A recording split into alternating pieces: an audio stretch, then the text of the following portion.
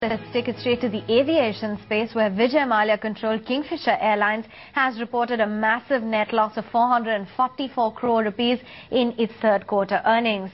Now, the company's auditors have also raised some concerns.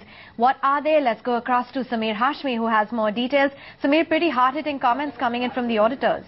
Well, that's right. Some tough remarks made in the report which came out today by the auditors, clearly stating that the company needs immediate funds if they want to meet their obligations, which essentially means that even to meet their day-to-day operations, they need funds infusion at the earliest, which hasn't happened in the last few months, and the losses have just been getting wider quarter by quarter. Another important statement made by the auditors, which even the company expected, is that the net worth has eroded. It will erode further. Even the company has accepted that, but the company has given a positive outlook, which has been given quarter to quarter. So, Aman, the problem has been that every quarter, whenever the results come out, Kingfisher has given a positive outlook by saying that they will make money, the revenues will go up, profits will go up, and that is why the auditors have recognized the fact that they need immediate funds. Now, as we all know, Kingfisher has been in talks with multiple strategic investors to infuse money. That hasn't happened.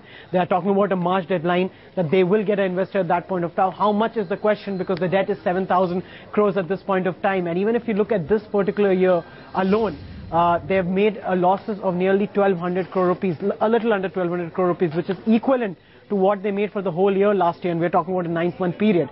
So the fourth quarter is still left, so that's going to be a crucial quarter for them, because if they don't raise funds in the immediate future, we're talking about March, clearly with the debt piling and a lot of their due spending, the net worth could erode further, and people are already raising question marks over the viability of the company, though the auditors haven't touched that topic yet. So clearly a strict warning. Let's see whether Vijay Mallya will succeed in raising funds in the next month or two.